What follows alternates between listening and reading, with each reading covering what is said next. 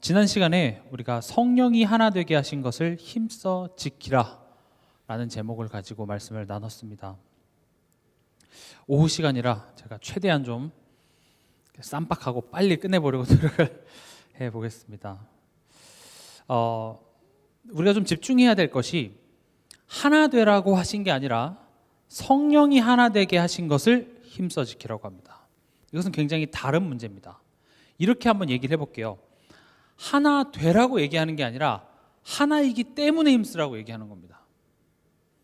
더 쉽게 우리가 예를 들어서 어떤 아이가 맨날 질질 짜고 뭐 형들이 잘못하면 와서 부모님한테 이르면 야 사내 자식이 사내답게 굴어라, 이 말은 남자가 되라는 소리입니까? 아니면 남자니까 남자답게 행동해라는 말입니까? 당연히 후자죠. 남자가 되라 이 말은 아니에요. 여자애들한테 남자가 되라, 뭐 요즘엔 좀 가능합니다. 수술도 하고. 근데 그 의미 자체는 남자가 되라는 게 아니라 남자이기 때문에 남자답게 굴라라고 얘기를 하는 것이죠. 다시 말하면 우리가 그리스도 안에서 새롭게 태어난 한 가족이기 때문에 가족임을 알고 가족으로 대하라, 지금 이렇게 얘기를 하는 겁니다. 근데 지금 이것을 바울이 말했을 때 당시의 상황, 또 초대교회 상황은요 어땠죠? 출신과 배경으로 분열되는 문제가 교회 안에 계속 있었어요. 뭐 초대교회 유대인과 이방인, 또 그때 당시에는 신분 제도가 있었기 때문에 뭐 주인과 종. 고린도 교회 같은 경우는요 바울파, 아볼로파, 게바파, 이렇게 파가 나뉘었어요. 난 누구한테 복음을 들었다 하면서 파가 갈려지는 것이죠. 그러니까 바울이 이렇게 얘기합니다. 13절에 그리스도께서 어찌 나뉘었느냐, 바울이 너희를 위하여 십자가에 못 박혔으며 바울의 이름으로 너희가 세례를 받았느냐, 이렇게 얘기를 합니다. 성경은 우리가 그리스도 안에서 한 세 사람이 되었다고 얘기합니다. 에베소서는 지금 우리가 앞에 봤던 에베소서 1장에서 3장은 우리를 뭐라고 표현하고 있냐면 하나님의 권속이랍니다. 권속은 가족이죠. 또 하나님 나라의 동일한 시민이라고 얘기하고 있고, 또 같이 지어져가는 한 성전이라고 우리를 표현하고 있죠. 근데 이제 문제는 이 성경의 말씀과 우리의 현실이 참 너무 달라도 다르다라는 것이죠. 하나 될 수 있습니까? 없죠. 하나가 아닌데 우리가 하나 되게 하는 것은 너무나도 불가능합니다. 왜냐? 사실 이 분열이라는 것은요 사단의 특징이자 이 죄의 결과이기 때문에 그렇습니다. 사단이 아담을 속여 죄를 짓게 한 결과 누구와 분열이 됐죠? 하나님과의 분열이 이루어졌습니다. 그 분열이 가족과의 분열로 이루어졌죠. 우리가 스스로 이 분열된 것을 하나 되게 할 수 없어요. 하나님과 분열된 것을 우리가 하나 되게 할 수 있을까요? 그리고 하나님과 분열됨으로 인해 발생한 가족 간의 분열을 하나 되게 우리 힘으로 할 수 있을까요? 상담으로요? 나의 결단과 노력으로요? 절대 할 수 없습니다. 그래서 창세기 3장 15절에 여자의 후손을 약속하셨습니다. 이 하나 되게 하는 것은 하나님께서 직접 하지 않으시면 절대 불가능한 것입니다. 여자의 후손이라는 말은 뭐죠? 죄가 없으신 성자 하나님이 육신의 몸을 입고 이 땅에 오셔서 십자가의 죽음과 우리를 합하여 죄인된 분열된 우리가 죽고 그 부활과 합하여 하나님과 성령으로 연합한 존재로 다시 태어나게 하십니다. 그러니까 우리는 하나님의 자녀로 다시 태어나는 거예요. 그러니까 태어나 보니 저 사람도 하나님의 자녀로 태어났고 저 집사님도 하나님의 자녀로 태어났으면 우린 뭐가 되는 거예요? 가족이 되는 거예요. 이 자리에 계신 분들 중에서 나의 형제를 선택하신 분이 계십니까? 태어나고 보니까 내 위에 형이 있었고 태어나고 보니까 내 밑에 동생이 있었던 거 아닙니까? 물론 이제 살다 보니까 생긴 거긴 하지만, 형제는 뭐 의형제라는 말이 있을 수는 있겠지만 형제 자매는 내가 택한 게 아닙니다. 내가 이 부모 아래에서 태어난 것으로 하나로 묶여지는 것이죠. 우린 다 그리스도 안에서 새롭게 새 사람으로 하나님의 가족으로 태어난 존재라는 것입니다. 근데 지금 성경이 무엇을 요구하냐면 하나 되는 것을 지키는 싸움을 요구합니다. 그럼 좀 맞는 사람끼리 좀 붙여주던가요. 어쩜 이렇게 안 맞는 사람이랑 나를 붙여서 나보고 이거를 지키라고 얘기하십니까? 앞서 말씀드렸던 것처럼 이 하나 되는 것은요, 우리 힘으로 불가능해요. 또 이것은 단순히 하나 되는 싸움이 아니라 하나 되는 것을 분열시키는 존재와의 싸움이 됩니다. 그걸 보고 우린 영적 싸움이라고 하죠. 다시요. 하나 되는 것을 힘써 지키자 해서 우리가 부침개도 같이 해도 먹고 체육대회도 하고 그래서 으쌰으쌰 지금 이런 차원이 아니라 하나 되는 것을 분열되게 만드는 존재와의 싸움이에요. 우린 그 존재가 누구죠? 김 집사님인가요? 이 집사님인가요? 사단과의 싸움입니다. 지금 성령이 하나 되게 하신 것을 지키라. 이 말은 교회에서 싸우지 마세요. 하나 되세요. 단순히 그렇게 하나 되자는 차원이 아니라 우리 스스로는 하나 되게 할 수 없고 또 그걸 분열시키는 존재가 있는데 그게 사단이에요. 그래서 그 사단과의 싸움을 하라는 것입니다. 사단이 어떻게 성도를 공격할까요? 우리 요한복음 13장 2절 한번 다 같이 찾아서 읽어보겠습니다. 요한복음 13장 2절입니다.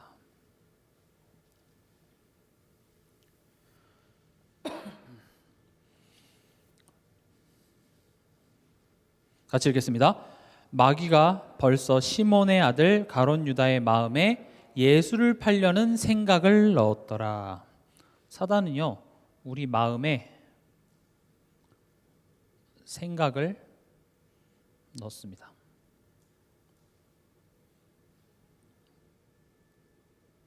사단은 항상 우리 마음속에 어떤 생각을 넣어요. 그런데 그 생각이 하나님과 하나 될 수 없고 또 그 하나님과 하나를 이루지 못하기 때문에 또 다른 사람과 특히 그리스도 안에서 하나의 가족으로 부른 이 공동체가 하나 되지 못하게 만드는 생각을 자꾸 집어넣더라는 것이죠. 우린 그 원인을 알아야 하나 되는 축복을 누릴 수 있는 겁니다. 아무리 우리 힘으로 남편과 하나 돼보려고 하고 자녀 하나 돼보려고 하고 교회 안에서 하나 돼보려고 으쌰으쌰 해도요, 인간의 힘으로는 그건 불가능합니다. 왜냐? 지금 우리 마음에 생각을 집어넣는 존재가 있기 때문에 그렇습니다. 그럼 또 우리가 사단과 싸워서 이길 수 있을까요? 이길 수 없어요.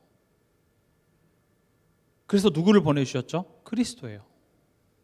지금 이 4장부터 6장은 계속 뭘 행하라, 하라는 얘기가 자꾸 나오는데 결국 그것은 그런 행위를 온전하게 실천하라의 목표가 있는 것이 아니라 그것을 행하기 위해서는 실제적으로 그리스도를 의지하지 않으면 절대 안 돼요.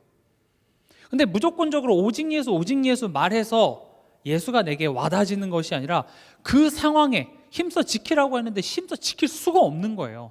가정에 돌아가고 교회 안에서 구역 모임 무슨 모임 이런 거 하면 서로 다 생각이 다 달라. 그럼 어떻게 하라는 거예요? 근데 지금 우리는 지금 그 눈에 보여지는 저 사람, 이 상황에 대해서 불평하는데 성경은 뭐라고 얘기하고 있어요? 하나 되게 하지 못하는 존재가 있는데 그 원인이 누구예요? 사단이라고요. 사단이 그 마음에 생각을 집어넣어요. 하나 되지 못하게 하는. 근데 사단은요, 우리를 구원하시고 자녀 삼으시려는 그 하나님의 뜻을 막을 수는 없어요.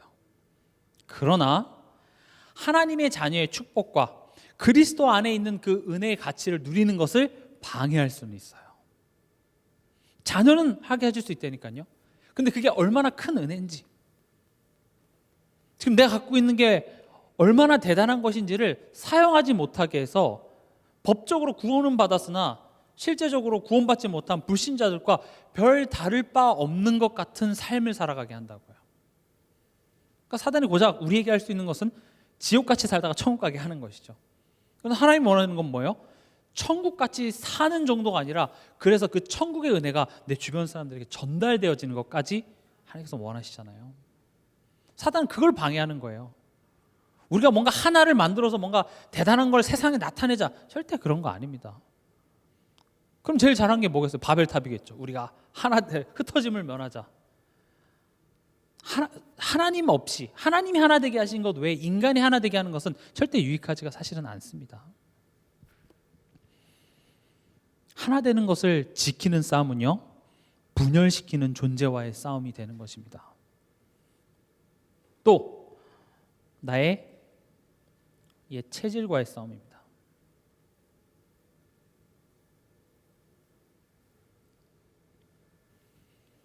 우리 체질과 싸운다는 것은 보통 어려운 일이 아닙니다. 이미 굳어져 있는데요. 이미 내가 겪어서 그게 나의 고정관념, 나의 고집, 나의 자존심으로 이미 굳어져 있는데요. 그래서 이것은 우리가 결단해서 되는 것이 아니라 예수님과 합하여 십자가에서 우리가 죽어진다라는 그 사실 앞에 나의 것들이 하나씩 하나씩 무너지기 시작하는 겁니다. 사실은 우리의 체질이요, 나의 과거의 상처가 만들어낸 두려움에, 이렇게 좀 표현을 하고 싶습니다. 우리의 옛 체질이라는 것은요, 내 과거에 하나님 없을 때 살면서 만들었던 그런 상처가 만들어낸 허상입니다. 실체가 아니라 허상이에요. 그 허상 앞에 나는 벌벌 떨고 있고, 그리스도가 십자가에서 그것을 완전히 해결했는데 그 허상 앞에 나는 떨고 있기 때문에 하나님께서는 그건 떨 필요 없이 가서 확인해봐, 이렇게 얘기하는 거예요. 확인했을 때 이게 별거 아니라는 것을 확인해야 비로소 내가 거기서 넘어설 수 있는데 우리는 애초에 근처에 가지 못하는 거예요. 그래서 오늘 중고등부 예배 때도 그런 얘기를 했습니다. 어떤 형제가 있길래, 너 만약에 네 동생이 어떤 깡패한테 막 맞고 오면 넌 어떻게 하겠냐. 그러니까 벌써 눈빛에 활활활 타올라요. 가만두지 않으리. 가만히 두지 않죠. 형제가 자기네들끼리 싸워도 누군가가 내 동생을 건드린다? 가만히 있을 형이 있습니까? 특히 남자의 세계에서는 그건 있을 수 없습니다. 아무리 말 안 듣는 동생이라도 내가 내 동생 때리는 건 괜찮아요. 다른 애가 내 동생 때렸다, 이건 돌아가는 거예요. 내 동생이 맞고 왔어요. 그럼 어떻게 하겠어요? 가서 걔를 반 죽여놓고 오겠죠. 왔어요. 근데 내 동생이 그 깡패한테 맞은 트라우마 때문에 막 너무 힘들어하는 거예요. 그래서 얘기하는 거죠. 야, 내가 이미 반 죽여놨어. 걱정하지 마. 그래도 얘가 그 비슷한 실루엣만 봐도, 목소리만 들어도 막 떠는 거예요. 그래서 가자. 가서 봐봐. 절대 그 깡패는 너 못 건드려. 그리고 데리고 가는데 못 가겠다는 거예요. 아니, 만약에 그 깡패가 날 괴롭히면 어떡해? 그때 뭐라고 얘기합니까? 믿음이 적은 자야, 이렇게 얘기하는 거예요. 예수님이 지금 풍랑 앞에서 믿음이 적은 자라고 얘기하는 것은 우리를 혼내는 차원이 아니에요. 그래서 깡패 앞에 섰다고 봅시다. 그 깡패가 진짜로 야, 고함을 나한테 질러요. 그러면은 형이 누구한테 고함을 지르겠어요? 동생한테 너 왜 나 못 믿다고 동생을 패겠어? 아니면 그 깡패를 꾸짖겠어요? 파도요 잠잠하라, 이렇게 되는 거예요. 우리 삶 속에 사실은 이미 예수님이 십자가에서 끝내버리신 그 과거의 상처가 만들어낸 두려움의 허상, 아빠 없을 때 만들어졌던 나의 상처들 있잖아요. 내일 뭐 먹을지, 뭐 입을지 걱정해야만 하는 그런 나의 삶에서 이제는 내 인생에 아버지가 생겼어요. 걱정할 필요가 없어요. 근데 문제는 그렇게 살아왔기 때문에 그런 두려움들이 허상으로 남아있는데, 산 기간만큼 그 두려움의 허상이 허상이 아니라 너무 진짜같이 보여지고, 그것 때문에 나의 상처가 너무 아픈 거예요. 그래서 예수님이 그 손 잡고 야, 그거 잊어, 이렇게 얘기하는 게 아니라 그 앞에 서봐, 만져봐, 아무것도 아니지. 진짜 그 상처를 이겨냈다라는 것은 내가 그 앞에 설 수 있는 거예요. 그래서 성경에 보면 상처 끝났다라고만 얘기하지 않고 그 상처 앞에 꼭 서게 하세요. 나의 과거의 그 기억 앞에. 근데 우리 보고 맨정신으로 가라고 안 하니까 문제, 계기를 만드십니다. 그래서 이 옛 체질과의 싸움은요, 결국 이 허상을 확인하게 하십니다. 아, 이거 두려워할 거 아니었네. 아, 이거 이미 예수님이 끝내버리셨네. 이제 더 이상 나는 여기에 나의 선택, 나의 삶이 여기 이끌릴 필요 없다라는 것을 확인하는 것입니다. 이것을 자꾸 확인하다 보면 이게 관점이 됩니다. 관점이라는 것은요, 내가 해석하는 눈이 생기는 겁니다. 아, 이게 이런 것이구나. 저번 주 강단 말씀처럼 제자들이 풍랑을 잠잠케 하시는 예수님을 한번 경험하면 또 그 다음날에 배를 타는데 풍랑이 오면 조금 다른 반응이 보이겠죠. 아, 이건 지금 눈앞에 보이는 풍랑이 문제가 아니라 지금 예수님이 계신데도 두려워하는 내 안의 풍랑이 문제였구나. 이게 좀 다르게 해석이 되더라는 거죠. 물론 두렵겠죠. 그렇죠? 어제 풍랑 만났다고 해서 오늘 안 죽으라는 법이 없잖아요. 우리 인간은 그렇게 돼요. 가나안 땅에 광야에서 40년의 세월도 그거였어요. 매일매일이 만나로 하나님께서 먹여 살렸지만 오늘 내가 먹었지만 내일은 안 내릴 수도 있는 거 아니겠어요. 그래서 매일매일 내가 노예에서 살았을 때 그 과거의 체질이 허상이었음을, 그땐 내가 빌어서 내가 달라고 해서 얻어먹었지만 이제는 하나님의 은혜로 살아간다라는 것이 어떤 것인지를 매일매일 확인하면서 뭐가 생깁니까? 관점이 생기더라는 겁니다. 그 관점이 나의 가치관이 되어지는 것이죠. 보는 눈이 생기는 겁니다. 이제는 결국 우리가 이 신앙생활을 하는 것은요, 교회에 와서 예배드리는 것은 성경에 대한 어떤 정보와 지식만 쌓으려고 하는 것이 아니라 그것을 가지고 나의 관점을 바꾸는 거예요. 보는 눈이 생기는 거예요. 이제 하나님의 자녀가 됐으니까 죽어서 천국 간다, 그 정도 차원이 아니라 우리가 매일매일 살아가면서 겪는 문제와 사건에 대한 나의 어떤 관점이 생기는 게 중요해요. 그래서 여러분들이 이걸 지식으로만 아는 게 아니라 실제로 내 삶 속에 그 말씀을 자꾸 대입해 보면서 질문하고 그런 과정들이 나에게 관점이 되고 가치관이 되는 겁니다. 지금 이 허상대로 그 허상의 관점을 가지고 보면 난 자꾸 허상의 것이 이끄는 선택을 하게 되겠죠. 두려움의 선택을 하고 혹시나 이렇게 될까 봐 이런 선택을 하고. 근데 문제는 그런 가치관이 내 가족에게 전달된다는 거예요. 특히 내 자녀에게. 부모의 입장에서는 자녀를 대신해서 선택을 계속 해주고 있잖아요. 그렇죠? 그럼 내가 자녀를 위해서 그런 선택을 해주다 보면 그 선택의 결과가 자녀한테 전달되는 것이 아니라 내 두려움이, 무엇이 나를 선택하게 했느냐, 내 마음속에 있는 그 두려움의 가치관이 내 자녀에게 전달이 되더라고요.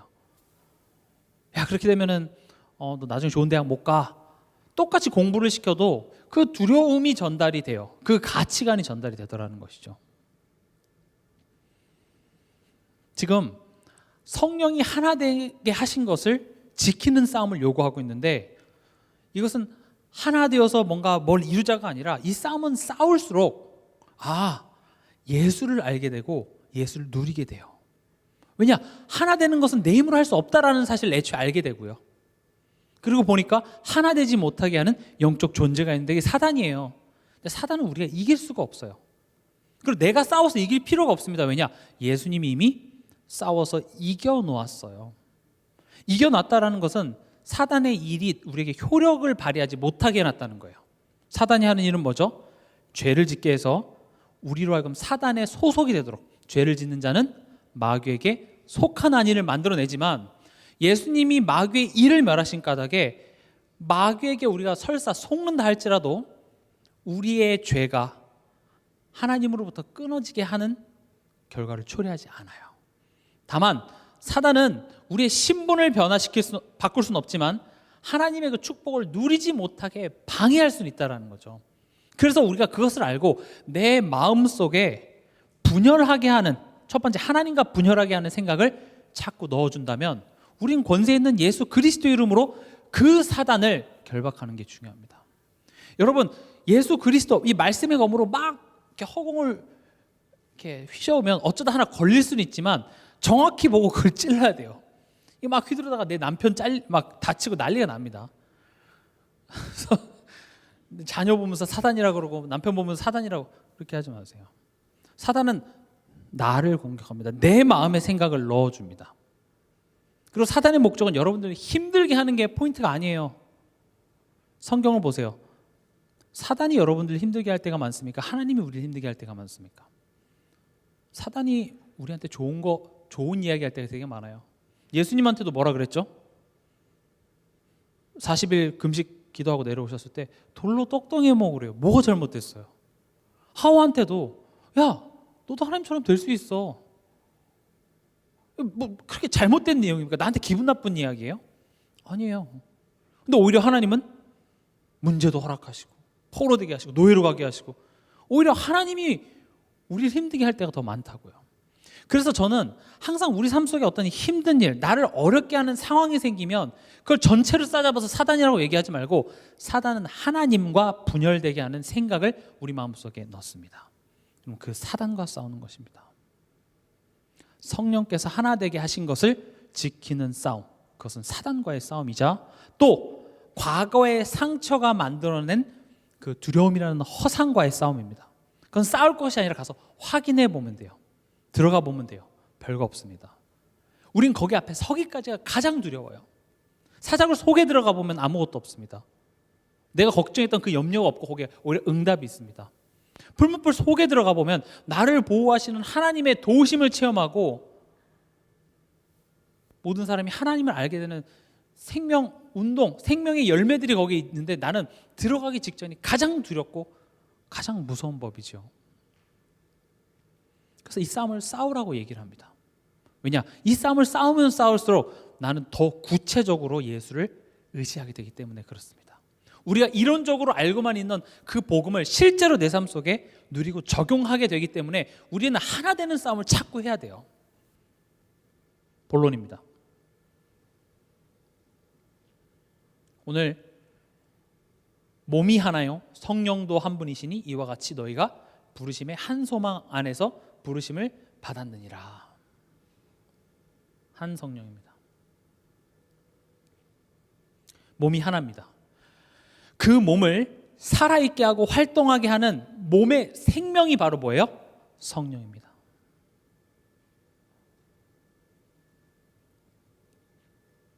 우리 생명의 성령의 법이 이렇게 얘기하죠. 바로 그 성령이 우리가 살아가는 이 몸의 생명이 되는 것이죠.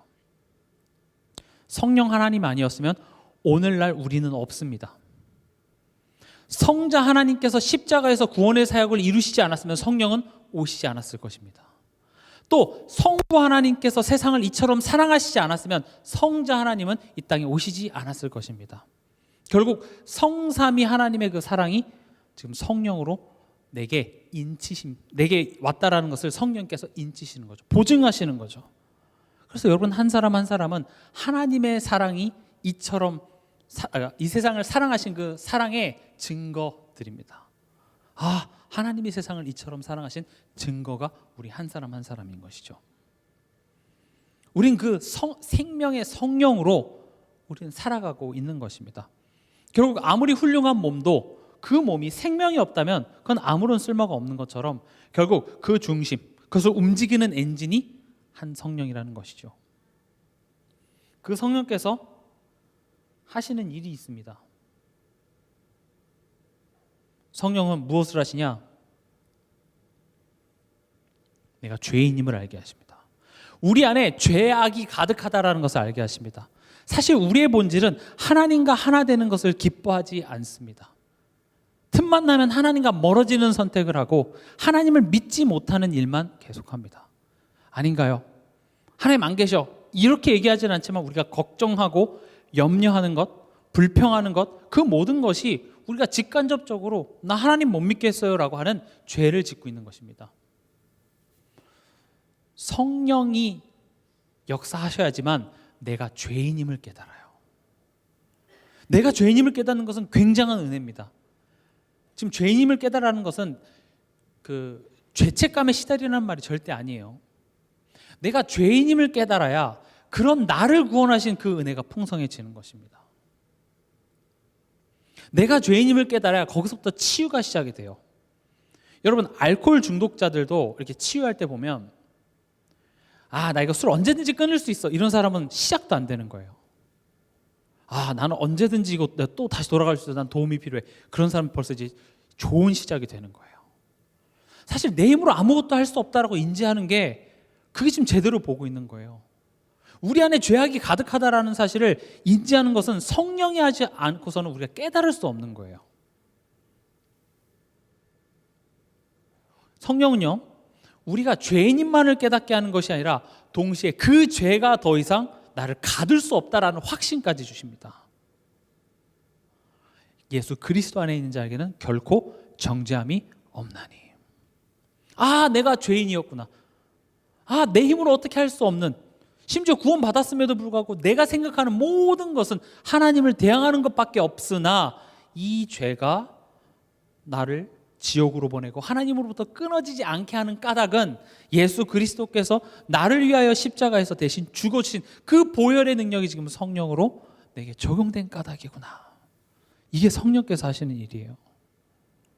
우리가 복음 안에서 누려 해서 다 끝났다 이렇게 외치는 게 그리스도를 의지하게 하는 것 같죠? 그렇지 않습니다. 성령이 하시는 일은요, 우리 삶 속에서 이 벌레 같은 나, 하나님의 은혜 아니면 나는 살아갈 수 없는 나를 자꾸 깨닫게 하시면서 동시에 거기에 죄책감에 묶이는 것이 아니라 그것이 더욱더 예수를 바라보게 합니다. 그 예수의 은혜를 사모하게 됩니다. 그래서 복음이 깊어지면 깊어질수록 예배를 더 사모하고 더 기도하게 되고 더 말씀 앞에 서게 되고 더 어린아이 같이 그 말씀 앞에 순종하게 되는 모습이 나타나는 거죠.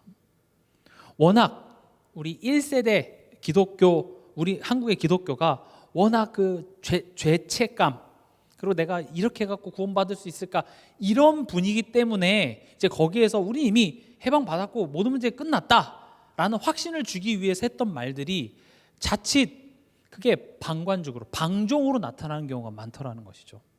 그러나 여러분들이 성경을 읽어보면 그렇게 풀어가질 않아요. 절대. 성령은 내가 죄인임을 알게 하세요. 진짜 은혜 입은 자, 축복받은 자는 내가 죄인임을 압니다. 그러나 그 죄가 나를 지옥 가게 만들지 않고 그 죄가 하나님의 사랑에서 끊을 수 없다라는 그 예수 앞에 우리는 기뻐하게 되죠. 감격하게 되죠. 감사하게 되죠. 그걸 보고 오직 예수라 그래요. 그래서 오직 예수가 되기 위해서는 복음 아니면 절대 안 되는 나의 모습을 마주하게 하시는 성령의 역사가 반드시 필요합니다. 풍랑 앞에서 예수님이 그 배에 타고 계심에도 불구하고 예수님 없는 것처럼, 예수님을 모르는 사람처럼 행동하는 나구나, 이게 보여지는 것은 우리 힘으로 되지가 않아요.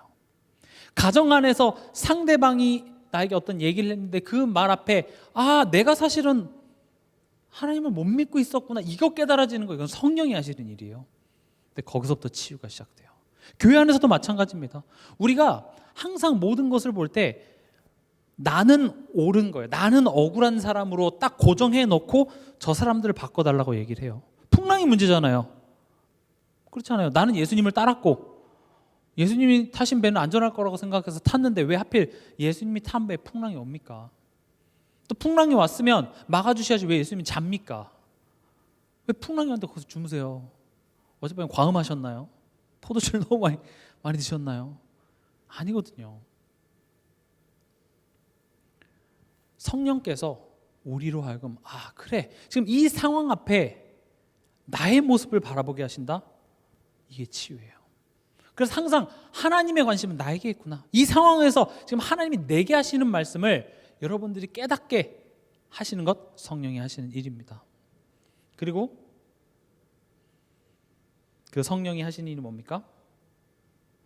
우리를 증인되게 하십니다. 오직 성령이 너에게 임하시면 너희가 권능을 받고 예루살렘, 유대, 사마리아 땅까지 이르러 내 증인이 되리라.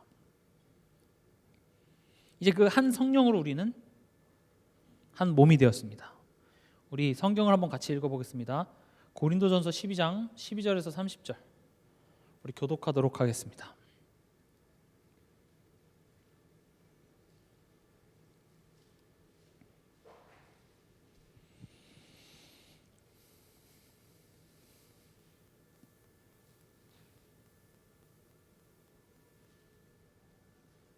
교독하겠습니다. 몸은 하나인데 많은 지체가 있고 몸의 지체가 많으나 한 몸인과 같이 그리스도도 그러하니라.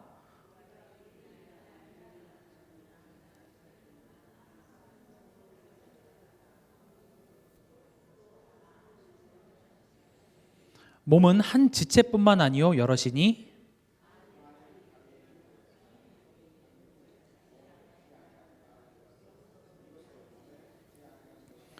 또 귀가 이르되 나는 눈이 아니니 몸에 붙지 아니하였다 할지라도 이로써 몸에 붙지 아니한 것이 아니니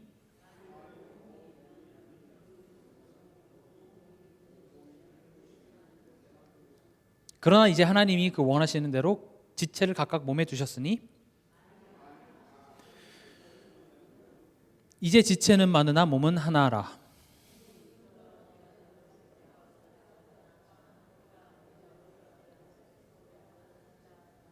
그뿐 아니라 더 약하게 보이는 몸의 지체가 도리어 요긴하고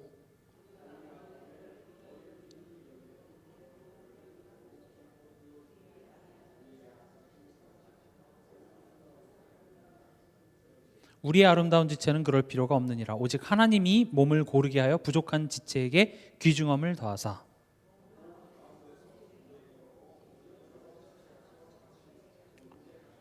만일 한 지체가 고통을 받으면 모든 지체가 함께 고통을 받고 한 지체가 영광을 얻으면 모든 지체가 함께 즐거워하느니라.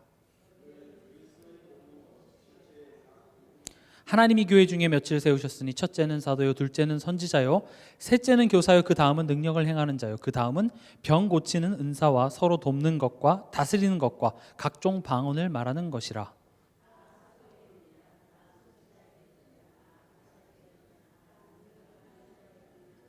같이 읽겠습니다. 다 병 고치는 은사를 가진 자이겠느냐?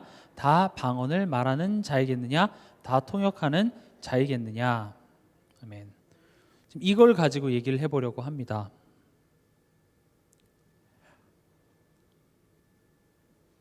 회길이 아닌 화합입니다.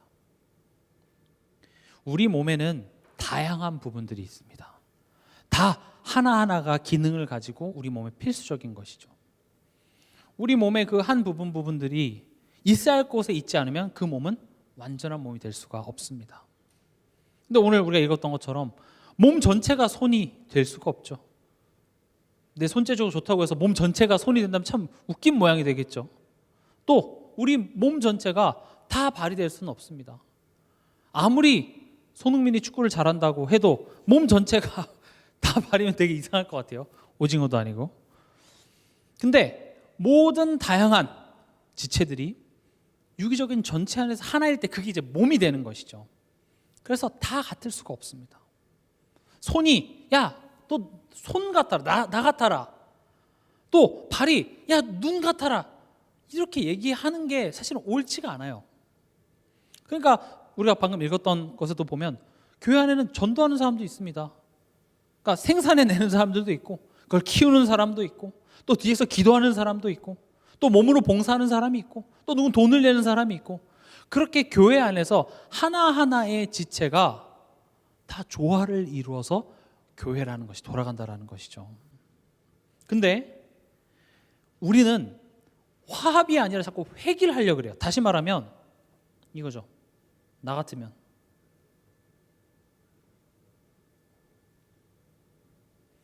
야, 나 같으면 안 그러겠다. 야, 나 같으면 그렇게 안 하지. 이게 화합할 수 없는 이유입니다.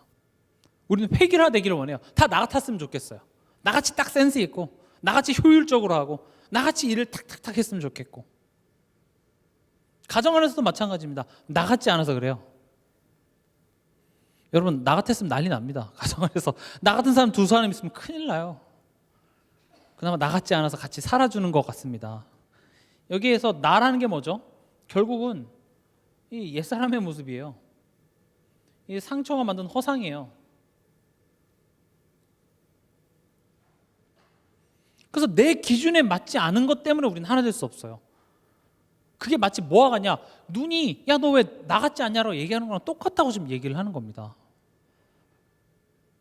왜 자녀 문제죠? 자녀가 내 맘 같지가 않아서 그래요. 왜 남편 문제죠? 남편이 나 같지 않아서 그래요. 왜 아내 문제죠? 아내가 나 같지 않아서 그래요. 왜 교회가 문제죠? 나 같은 사람이 한 사람도 없어. 그러니까 저 사람이 내 기준에 맞춰달라고 자꾸 얘기를 하잖아요. 그러니까 초대교회 때도 이방인 구원받는 건 인정하겠어. 근데 이방인이 구원을 받으려면 할례는 받아야 돼.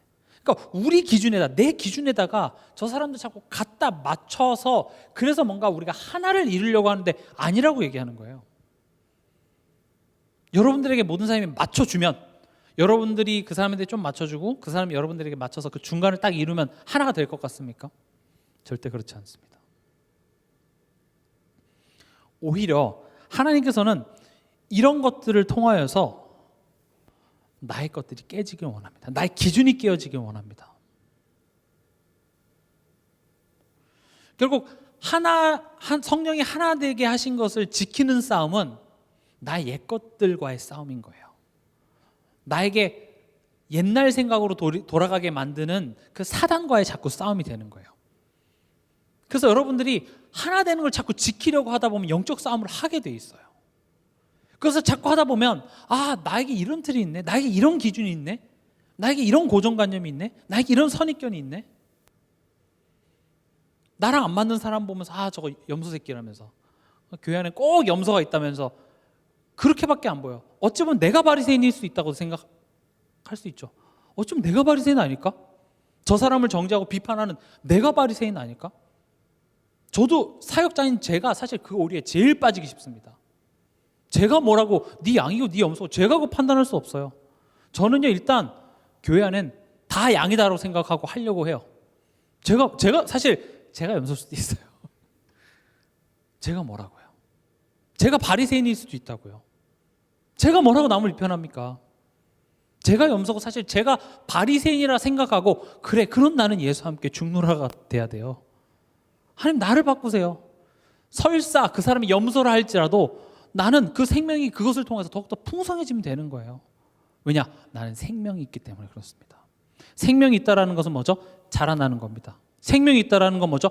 변화를 한다라는 겁니다. 생명이 있기 때문에 우리는 움직일 수 있어요. 생명 있으십니까? 그럼 움직이면 돼요. 내가 움직이면 돼요.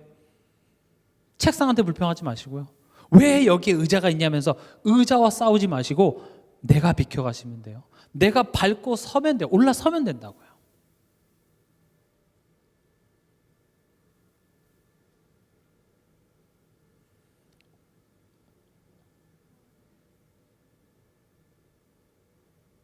우리가 읽었던 고린도서 12장에 보면 결국 우린 신체 모든 부분들은 상호 의존 관계에 있습니다. 그러니까 눈이 손더러 너 필요 없어 이렇게 얘기할 수 없죠. 여러분 만약에 손과 발 중에 하나를 잘라야 돼요. 뭐 자르시겠어요? 너무 살벌합니까? 손을 자르시겠습니까? 발을? 그래도 발이 좀 낫습니까? 손이 낫습니까? 선택할 수가 없어요. 다시 말하면 각 이 지체는 그 하나로서 의미가 없고요. 서로 그 관계 속에서 그 의미와 존재를 발견할 수가 있는 것입니다. 다시 말하면 이 교회, 우리 이 공동체 안에서 하나님께서는 하나님의 일을 이뤄가세요. 그러니까 교회 안에서는요, 필요 없는 사람이 없어요. 쓸모없는 성도가 하나도 없습니다. 다 모든 사람, 가정 안에서도 마찬가지입니다. 심지어 나를 핍박하는 가족이 있어도 그 가족 쓸모없는 사람 아닙니다. 나에게 유익한 사람입니다. 그러면서 아까 좀 고린도전서에도 얘기하잖아요. 한 지체가 고통을 받으면 모든 지체가 함께 고통을 받아요. 여러분 손가락 비었다고 아프네 하고 도끼로 손가락을 찍어내십니까? 아니죠. 손가락이 아픈 것은 이 몸 전체가 다 같이 지니고 가는 거죠. 여러분 혀를 깨물면 누가 아플까요? 혀가 아플까요? 이빨이 아플까요? 혀를 깨물면 이빨이 아픈 건가요? 혀가 아픈 건가요? 아니요, 내가 아픈 거예요. 내가 아픈 거예요. 혀가 아파, 혀만 아파요가 아니라 내가 아파요, 내가. 그렇잖아요. 배가 아파서 배를 두고 회사를 가진 않잖아요.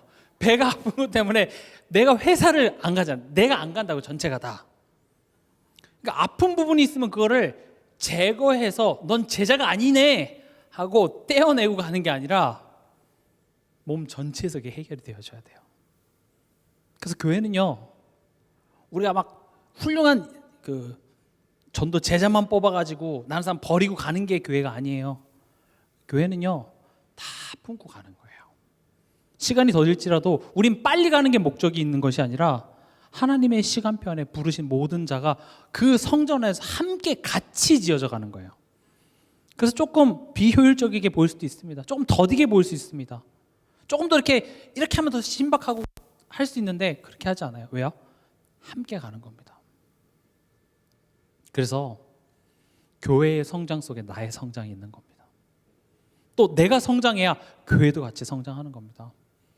그래서 이렇게 강단에서 보면 뭐뭐 하는 교회, 뭐 그런 교회를 자꾸 붙이는 이유가 우리 동산교회를 한번 잘 만들어 보자는 내용이 아니에요. 결국 교회의 성장과 나의 성장은 운명 공동체로 좀 묶여져 있는 겁니다. 교회가 뭔가 좀 힘든 것 같습니까? 사실 나의 영적 상태가 힘든 거랑 연관이 있어요. 내가 영적으로 은혜를 받으면 그게 교회에 영향을 줘요. 그래서 성도와 교회는 이렇게 운명이라는 말 좀 별로 좋지는 않은데 어쨌든 같이 묶여져 있어요. 하나님께서 그렇게 묶어놨어요. 그래서 여러분들이 교회 안에서 내 자리를 지키고 그 교회가 건강해질 때 그 건강함이 우리 동산교회만 잘 되는 것으로 끝나는 것이 아니라 나의 가정과 나의 삶과 나의 산업의 잘됨이 다 같이 이게 함께 가진다는 거죠. 그러니까 이것을 이해해야 이방인의 뜰이라는 말을 이해할 수 있어요.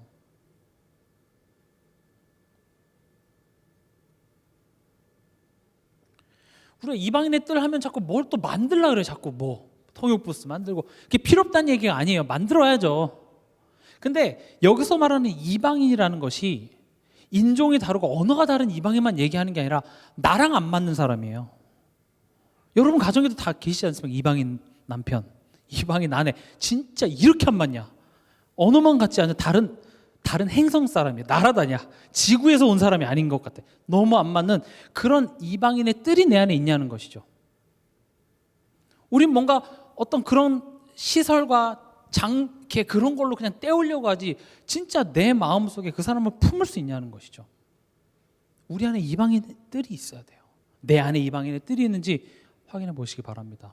결국 이방인의 뜰을 만들어야 된다는 것이 아니라 성령께서 하나 되게 하신 것을 지키려는 싸움을 하다 보면 결국 내 안에 틀이 무너지고 나의 기준들과 나의 옛것들, 나의 상처들이 하나씩 드러나고 치유되어져서 이젠 예수 믿는 사람 잡아 죽이던 사울도 형제로 받아들일 수 있는 안디옥교회가 되더라는 거죠.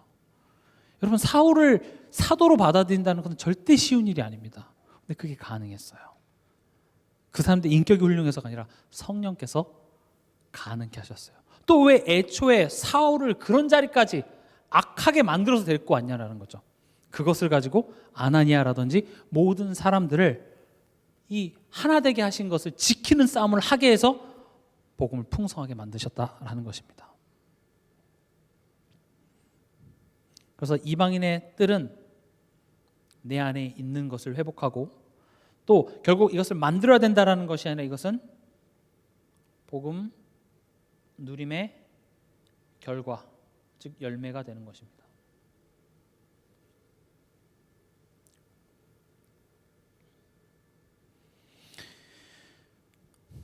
마지막으로 부르심의 한 소망입니다. 한 성령, 한 몸, 한 소망이죠. 결국 몸의 목적은요 다 다르지만 그게 하나가 돼야 될 이유가 결국 머리가 지시하는 그 목적을 이루기 위해서 서로 돕고 연합하는 겁니다. 아무리 훌륭한 팔이라도 머리의 지시를 받지 않으면 나는 피곤하다고 발이 일을 안 하고 손으로 걷는다면 제가 운동하는 게 이렇게 손으로 좀 많이 걸어요. 발 놔두고 왜 손으로 물구나무 서서 걷나 이런 생각 많이 하는데 손으로 걸으니까 진짜 힘들더라고요. 발로 걸으시기 바랍니다. 발이 나 힘들어. 손아 네가 걸어줘. 손이 걷는다고 될까요? 안 되죠. 결국 머리의 지시를 받는 거예요. 부르심의 한 소망. 우리에게서 머리는 뭡니까? 그리스도입니다. 왜 우리를 부르셨습니까? 우리를 구원하시고 우리를 자녀 삼으시기 위해서 우리를 부르셨습니다. 그리고 거기서 끝이냐? 아니죠. 그리스도 안에 있는 그 축복의 가치를 깨달아 이것을 누리길 원하십니다. 누린다라는 것은 실제로 알고 그것을 사용하는 겁니다.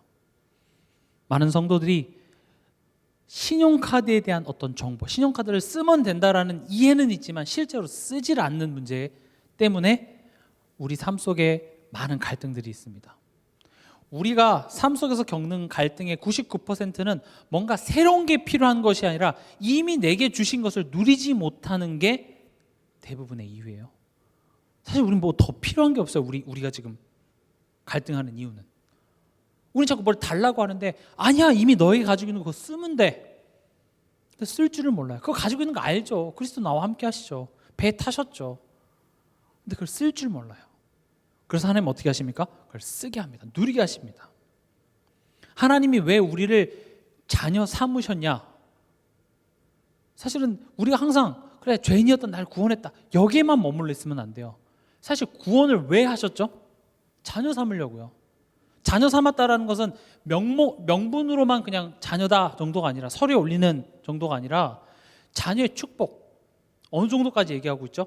상속자래요. 내 모든 것이 다 네 거야. 그거 네 누리는 자리까지 하나님께서는 이끌어서, 거기서 끝나는 것이 아니라 이 기쁨이 충만해서 이것으로 생명을 살리시길 원해요. 이게 우리를 부르신 이유예요. 그 은혜의 풍성함을 오는 여러 세대에 나타내시기 위해서 우리를 부르셨다라는 거죠. 그래서 우린 이 소망을 위해서 양보하고 수용하고 초월할 수 있는 모습들이 열매로 맺혀져야 된다 이겁니다. 아마 잘 안 될 겁니다. 양보 안 되죠. 수용 안 됩니다. 그럼 그럴 때마다 저 사람이 안 바뀌어서 내가 양보 못 하겠습니다가 아니라, 하나 되지 못하게 하는 사단과의 싸움이구나. 분열하게 만드는 나의 옛 체질과의 싸움이구나. 나같지 않다고 저 사람들을 비판하고 정죄하던 나의 것이 무너져야 되는 시간이구나. 내가 그 안에서 계속 새로워지다 보면, 하나 되게 하신 것을, 그때는 이게 왜 이런 거랑 날 묶어놨나 싶었는데 그 싸움을 하다 보면 이게 축복이 되는 거예요. 나에게 이 남편이 축복이에요. 나에게 이 아내가 축복이고, 이 자녀가 사실은 내게 복덩이가 되는 거예요. 이 자녀 때문에 내가 그렇게 근심했는데 지나고 나서 보니 이 자녀 때문에 내가 지금 이 자리에 올 수 있었구나. 결론입니다. 우리는 하나 되는 싸움을 하는 것이 아니라 하나 되게 하신 것을 지키는 싸움을 하는 것입니다. 그러나 우리의 현실을 보면 가정은 화목하지 않고 교회 안에서 하나 되지 못하는 그런 현실을 우리는 마주하게 됩니다. 그러나 여러분 기억하십시오. 우리는 그리스도 안에서 한 새 사람으로 다시 태어난 하나님의 권속, 즉 가족이자 같이 지어져가는 성전입니다. 이것을 분열하게 만드는 사단과 싸우십시오. 사람과 싸우지 마시고 사단과 싸우시기 바랍니다. 그리고 나의 옛 체질, 그 허상을 가서 확인하시기 바랍니다. 두려워서 피하고 덮어놓지 말고 그것을 가서 확인해서 그리스도께서 십자가에서 끝내셨구나를 여러분들이 가서 확인하실 때에 사실은 그 싸움을 통해서 내가 계속 새로워지고 내 안에 그 그리스도가 충만되어져서 그것을 가지고 우리는 또 다른 사람을 살리는 삶의 모습이 나타날 줄 믿습니다. 이번 한 주간도 이 말씀 기억하시면서 승리하시는 한 주간 되시길 주의 이름으로 축원합니다.